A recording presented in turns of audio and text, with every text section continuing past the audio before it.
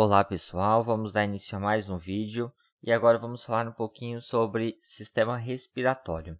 Como já vimos nos outros vídeos anteriores, sempre vamos abordar a parte patológica, a parte farmacológica e a parte fisiológica também, tá? Então sempre é muito importante ter esses parâmetros, bem como a anatomia também, tá? Para dar uma boa sequência e um bom entendimento nas nossas aulas, certo? Então vamos iniciar. Então, nas patologias respiratórias, temos um tipo clássico delas, que é as DPOCs, que a gente fala. Então, DPOCs são doenças pulmonares obstrutivas crônicas, tá? Muito comum, ainda mais nos dias de hoje, que estamos vivendo aí essa pandemia do coronavírus. Então, muitos pacientes com exacerbação de DPOCs, já diagnosticados com DPOCs, muitas vezes chega para a gente em pronto-socorro, em pronto-atendimentos, com sintomas respiratórios, e aí a indicação de coleta para COVID para descartar, né, esse novo vírus. Então, as DPOCs é uma doença crônica que vai atingir boa parte da população. O que é uma doença crônica? Doença crônica é toda aquela doença, né, que ela vai ter um longo percurso na vida do indivíduo, se não durar até a vida inteira, tá? Então, isso que significa ser crônico. Ela tem um tempo de percurso maior. Uma doença aguda é um curto período de tempo, né, e essa doença já é revertida. Então, as DPOCs, né, elas vão acometer os pulmões, vai diminuir a capacidade de respiração de uma forma geral. Há vários tipos de DPOCs que a gente pode considerar. A maioria dos casos, né, de diagnóstico de DPOC está associada a pacientes portadores de bronquite, por exemplo, crônica, asma brônquica e até o efizema pulmonar também, tá? Então, esses são tipos de doenças que podem levar esse indivíduo a uma DPOC. Claro que temos também bronquites agudas, né? E crises de asmas também aguda. Então, a DPOC, essa patologia respiratória, tá? Ela tem alguns tipos. E vamos falar um pouquinho da bronquite crônica e também da asma crônica, certo? Essas duas doenças, elas vão funcionar de uma forma bem semelhante, tá? Que acontece nessas patologias? Então, a bronquite e asma brônquica, ela vai fazer com que os ductos, né, dessas musculaturas aí que a gente vai ter no sistema respiratório a nível de pulmão, elas vão ficar com um volume cada vez menor devido à inflamação que acontece devido a essa patologia. Esse lumen menor, consequentemente, vai passar também menos oxigênio, tá? Por vezes faz a produção de muco, então fica uma parte serosa que a gente fala, né, nessa via respiratória, que dificulta ainda mais a respiração, tá? Por isso que tem a expectoração de catarros, de secreções, tá? Então isso também é comum. Outra coisa que acontece também, devido à inflamação, é a presença de líquido. Então, vai ter um derrame de líquido nesse órgão, no pulmão, que muitas vezes pode evoluir aí até para um edema agudo de pulmão. Aí é uma consequência, né, e é tratado de forma aguda, não de forma crônica, este evento.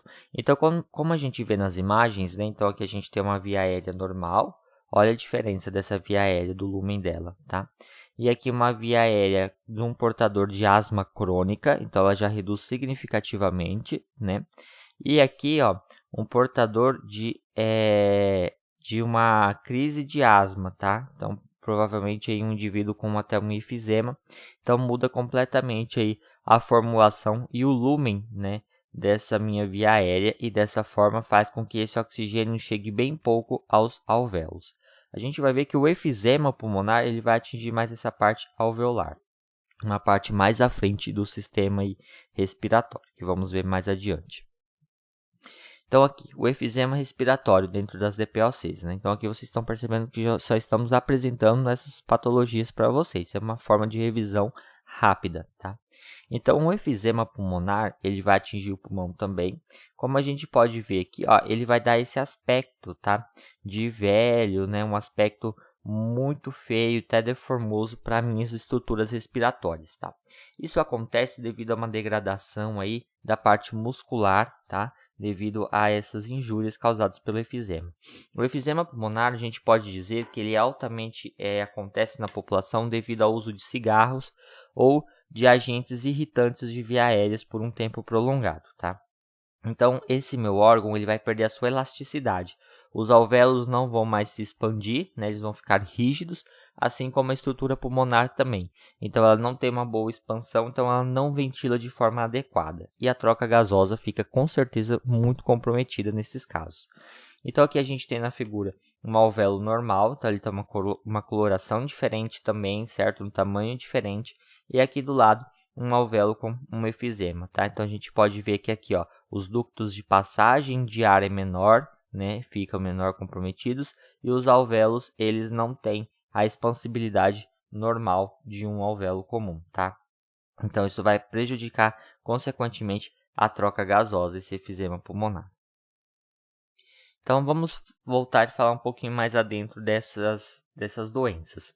A asma brônquica, por exemplo, tá? A característica básica dela é ser uma doença que se manifesta de forma de crises e provocadas por broncoconstrição, que a gente fala.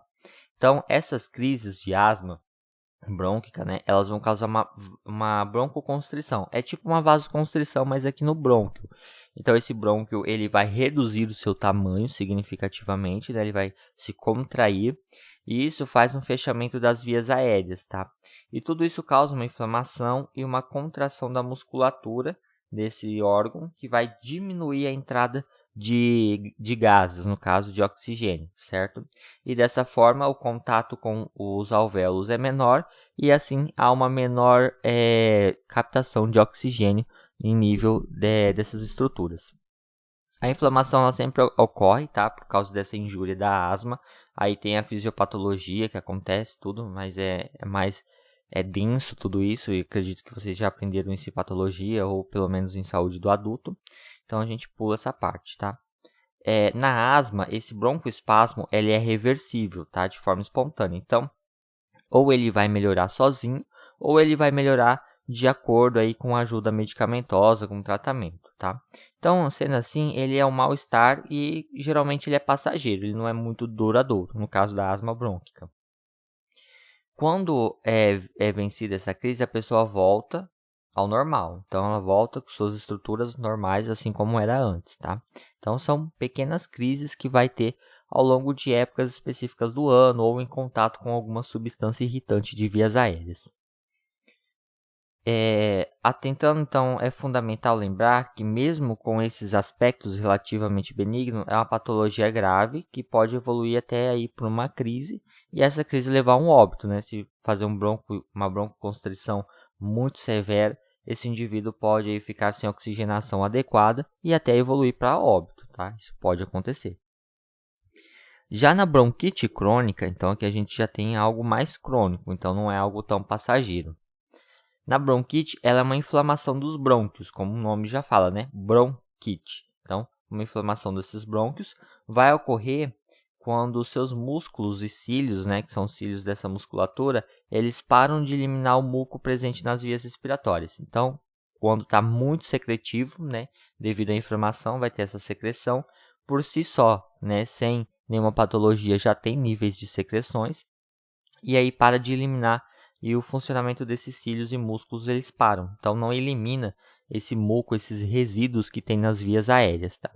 E aí dessa forma, o acúmulo dessa secreção vai fazer com que os brônquios eles ficam permanentemente inflamados, tá? E contraídos. Então é algo permanente que ocorre nessas vias aéreas, essas inflamações. E aí ele vai ficar contraído, dessa forma não vai ter o contato ideal com o oxigênio necessário para suprir todo o organismo. Aí dá sensações de cansaço, de falta de ar, aos esforços, né? Ou muitas vezes até em repouso. Ela é caracterizada pela ocorrência de tosse produtiva crônica. Então esse indivíduo ele sempre vai estar com aquela tosse carregada que a gente fala, né? Uma tosse super produtiva, essa tosse crônica. E geralmente ele vai acontecer aí mais de 3 vezes no ano, por exemplo, né? Ou durante 2 anos consecutivos. Aí já pode fechar um diagnóstico de bronquite crônica. A bronquite ela pode ser aguda, então temos a aguda também, que ela vai durar em torno de 1 a 2 semanas, ou a crônica, que já aí vai de 2 meses até 3 meses, perdão, até 2 anos de desenvoltura dessa doença. O efizema pulmonar também é uma doença importante, é uma patologia que pode ser evitada, tá? E ela é uma das obstrutivas crônicas aí mais severas que a gente fala, tá? Então ela vai matando o indivíduo aos poucos. O efizema, que realmente demonstra, né, esse aspecto restritivo na ventilação pulmonar, tendo em vista que o ar fica retido nos alvéolos que permanecem sua complacência e a capacidade de expandir o ar do seu interior. Torna-se os insuflados e inclusive pode ocorrer lesões nas membranas, diminuindo significativamente a área de troca gasosa entre o espaço alveolar capilar alveolar. Ou seja, restringe a hematose, a troca de gases, oxigênio para o CO2. Então vamos lá, vamos resumir isso de uma forma mais básica e mais fácil para o entendimento, né? Então o que acontece nesse caso do efizema pulmonar? Então essas doenças elas vão fazer com que esses alvéolos eles se expandam e não consigam retornar à sua forma original, que eles não se contraiam novamente, devido às injúrias feitas nas musculaturas dessas estruturas. Dessa forma, o ar entra e esse alvéolo ele não faz força suficiente, ele não tem a elasticidade que é perdido pelo efizema para expulsar esse ar para fora deles e continuar a troca gasosa normalmente, tá? Por vezes, isso ocorre lesões também, né, nas membranas, né, em volta desse alvéolo, e aí faz com que nesses locais onde houve essas injúrias formem tipo cicatrizes e nesses locais não acontece mais a hematose, que é a troca de gases, tá? É uma doença bem severa e de uma importância significativa. Agora, saindo da patologia que a gente já viu e passando para a parte da farmacologia. Então, temos vários tipos de fármacos aí que vai agir de formas diferentes nesses organismos para essas patologias. Vamos iniciar pela asma. Então, a asma brônquica, a gente vai ter praticamente 4 classes de medicamentos que podem ser utilizados para o tratamento dela. Então, temos os agonistas de beta-adrenérgicos, que a gente fala. Temos os inibidores da fosfodiesterase, que é as xantinas, que a gente fala.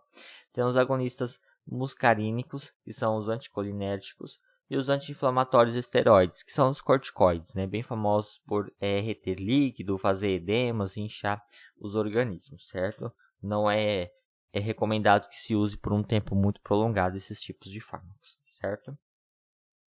Então, vamos falar aqui de alguns deles, tá? Temos, no caso da asma, né, consideramos aí que temos os fármacos de agonistas beta-adrenérgicos, né, que vai atuar em beta-2, que a gente fala. Esses fármacos, eles têm duas classificações, os de durações longas e os de durações curtas, certo? Então, os de longas durações, a gente vai ter o formoterol, que é muito conhecido, o salmoterol, que também tem bastante uso hoje dentro da medicina para tratamento dessas patologias. E temos também os de ações curtas, né, que são aqueles fármacos que a gente fala que vai ter uma ação menor. São mais fármacos de resgate, tá? Temos o subutamol, que ele geralmente é na forma de pó, né, de bombinhas inalatórias. E temos o fenoterol também e o terbutalino. Os mais conhecidos são os dois primeiros. Na asma brônquica, né, os inibidores das fosfodiesterases, que são as xantinas, a gente vai ter a aminofilina, tá, que é a metabolizada na teofilina, e a teofilina propriamente dita. Então, esses fármacos, né, a aminofilina, ela é muito utilizada para reações alérgicas que acontecem e atacam vias aéreas, tá? Por quê? Quando tem essas reações anafiláticas que a gente fala, acontece então o estreitamento das vias aéreas e a dificuldade de respiração, tá? Então, dessa forma, há a necessidade da ação de um fármaco, no caso da aminofilina, por exemplo, para fazer com que reverta essa situação e tenha aí um desfecho melhor do caso, porque pode levar até o óbito, né? Por exemplo, uma reação anafilática de vias aéreas. E a asma brônquica também temos os agonistas muscarínicos, que a gente viu, que são os anticolinérgicos, né, que a gente fala. Nesse caso, vamos ter o brometo de hipratrópico, que é o atrovente, tá, bem conhecido, e o brometo de tiotrópico, tá, que é o Spiriva. É mais conhecido o primeiro, pelo seu custo e pela sua ação. Esse fármaco ele é muito confundido com o Berotec, né, que a gente fala, o atrovente e o Berotec, que são as marcas. Como eu sei identificar qual que é qual? Então, eu sempre associo. Por exemplo, o hipratrópico, ele começa com uma vogal, que é o I. E atrovente começa com vogal também, tá? Então, vogal com vogal significa que é o mesmo fármaco. Então, brometo de ipratrópico é o atrovente. E a gente já explica como que faz o Berotec logo adiante. A asma brônquica também, ela tem os anti-inflamatórios esteroides que a gente falou, que são os corticoides. Quem nunca escutou falar na prednisona, né? A prednisona é muito conhecida para essas reações e a hidrocortisona, que são também todos fármacos com a base de corticosteroides. A bronquite crônica, a gente vai utilizar fármacos aí com uma pegada um pouco diferente. Vamos usar expectorantes e mucolíticos, tá? Porque a gente viu que tem a produção de muco e não excreta esse muco, né? Vamos usar também broncodilatadores para fazer a abertura dessas vias aéreas para excretar esses mucos. Podemos utilizar também os ANES, tá? Que são anti-inflamatórios não esteroidais, os glicocorticoides e também os antibióticos, que são os ATBs que a gente chama. Nos expectorantes e mucolíticos, a gente vai ter a acetilcisteína, muito conhecida também, muito utilizada até em criança. É o Flumisil que a gente fala, muito utilizada também dentro do ambiente hospitalar, principalmente para aquelas clínicas que tem bastante idoso, paciente de DPOCs. Então, a acetilcisteína, o Flumisil, ele é geralmente na forma de pó, que a gente faz a reconstituição dele em água e dá para o indivíduo tomar, tá? Não tem um gosto assim tão desagradável, não. O outro bem conhecido também é a carboximetilcisteína, que é o mucolítico. Ele é mais utilizado aí para expectoração de muco também, tá? E tem o Sobrerol também, que é menos conhecido, tá? E os outros também não são tantos, é mais o Flumisil mesmo e o mucolítico, que são os mais conhecidos. Então, como que funciona um pouco isso, né? Vamos falar um pouquinho deles. A acetilcisteína, que é o Flumisil, ele é um fármaco mucolítico, como a gente já viu, direto. Então, ele vai atuar sobre as características reológicas do muco, tá? Então, ele vai agir diretamente no muco. Então, ele vai mudar essas características, vai destruir as pontes de disulfeto que a gente fala, né, dessas moléculas. Então, essas pontes vai fazer com que esse muco, ele vai sendo desfeito, né? Ele vai ter uma consistência menos sólida. E esta ação farmacológica realiza-se graças à presença de um grupo de sulfídrido, que é o grupo SH que a gente fala, tá? Livre da molécula que proporciona sua atividade biológica. Então, o Flumisil ele vai agir diretamente nesse muco e vai fazer com que ele se dissolva, tá? Que ele fique mais fácil, mais fluido para sair. Por isso que até o nome dele comercial é Flumisil. Ele é eficaz na redução da consistência, como a gente já falou, da viscosidade e a elasticidade desse muco. Então, ele não vai ter tanto poder agregante assim nas paredes, então é mais fácil para eliminar. Vai ser estimulado a síntese e a liberação do surfactante pulmonar e aumenta também a atividade ciliar, tá? Que são aqueles cílios que empurram o muco para fora, que fica no epitélio respiratório. É indispensável, então, para o Clarence tetrabrônquico, que a gente fala também, que no nosso caso que não é tão importante. Na bronquite crônica, vamos falar também dos expectorantes e dos mucolíticos, no caso desse aqui, o mucolítico, tá? Que é o carbo, que a gente fala. O carbo, né, que é a carbocisteína, o nome dele é S-carbocisteína, 1-cisteína, que são o nome da formulação química dele. A ação dele não está bem esclarecida ainda, tá? Parece que ele é relacionado com a regulação da viscosidade dessas secreções do muco do trato respiratório. Por isso que muitas vezes não é tão utilizado assim por não conhecer especificamente a sua ação. Mas há comprovado que ele tem aí alguma ligação que faça melhora disso. Os estudos demonstram, né, que esse medicamento ele altera a síntese das glicoproteínas do muco e vai aumentar aí, proporcionalmente a produção de cialoglicoproteínas, que é o que torna essa secreção mais fluida, tá? E assim vai melhorar também essa depuração, né, essa expectoração dele e a tosse mais efetiva para jogar isso para fora. No caso das DPOCs, já para a gente ir começando encerrando a nossa aula, a gente vai utilizar no efizema pulmonar os broncodilatadores, os expectorantes e mucolíticos, que a gente já viu, anti-inflamatórios esteroides à base de corticoide, a oxigenoterapia, a cirurgia de redução dos pulmões e o transplante de pulmão e reabilitação pulmonar. Então, tudo isso acontece num paciente com enfisema pulmonar, na sua grande maioria. Tá? Em casos extremos, tem a cirurgia de redução de pulmões, então vai fazer a lobotectomia, que a gente fala, a retirada de um lóbulo pulmonar, quando esse já não está mais funcionante, né? Só está ali gerando desconforto para esse paciente e mais pontes de infecções, inflamações. Esse paciente ele vai ser um oxigenoterapeuta crônico, que a gente fala. Então, assim, geralmente ele vai utilizar oxigênio em casa, ele não vai conseguir ficar um longo tempo sem o uso do oxigênio. Ele é um paciente que, de hipótese alguma, pode fazer esforço, tá? Então, tem que ser reduzido ao máximo possível esses esforços, porque o corpo dele não consegue compensar a nível real o nível de oxigênio, tá?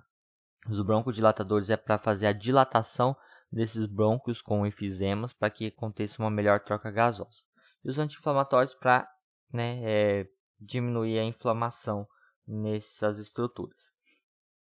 Então, os fatores de riscos, que vai agravar a asma são as doenças infecciosas, de uma forma em geral, mudanças do tempo, exercícios, o ar frio também, que acomete muito esses indivíduos, até fatores emocionais, fumaças de cigarro, refluxo, tá? Poluição, alimentos, dependendo dos tipos de alimentos, faz essa constrição. A obesidade, fatores de desregulação hormonal, alguns tipos de remédio, alergia, tá? E fatores ocupacionais. Nesses gráficos a gente tem aí, mostrando mais ou menos como que acontecem todos esses eventos, tá? E esses fatores de risco. Então, pacientes que têm enfisema pulmonar, deve-se evitar aí o contato com esses condicionantes que pode piorar o caso. E fatores de risco para desenvolver essa doença, é sempre a fumaça do cigarro, está em primeiro lugar aí dos causantes, de enfisema pulmonar. Pó e gases ocupacional, então de acordo com a atividade que esse indivíduo realiza no seu dia a dia, o seu trabalho, pode ocasionar aí algum tipo de doença ocupacional e levando ao enfisema pulmonar, que mexe muito com tintas, com benzeno, e coisas assim do tipo. Os fumantes passivos também, que são tabagismo passivo, a poluição ambiental também vai contribuir com isso. Então, aí fora isso, as infecções, as condições socioeconômicas desse indivíduo e o envelhecimento populacional também leva ao desenvolvimento do enfisema, certo? Então, era um pouquinho disso que queria falar para vocês a respeito do sistema respiratório. Espero que tenham feito uma boa absorção do conteúdo, aprendido um pouquinho mais sobre os fármacos que agem nesses sistemas, Claro que existe uma gama enorme desses fármacos, vimos assim os mais utilizados e os mais comuns no dia a dia, como também as DPOCs e as patologias do sistema respiratório mais comuns também.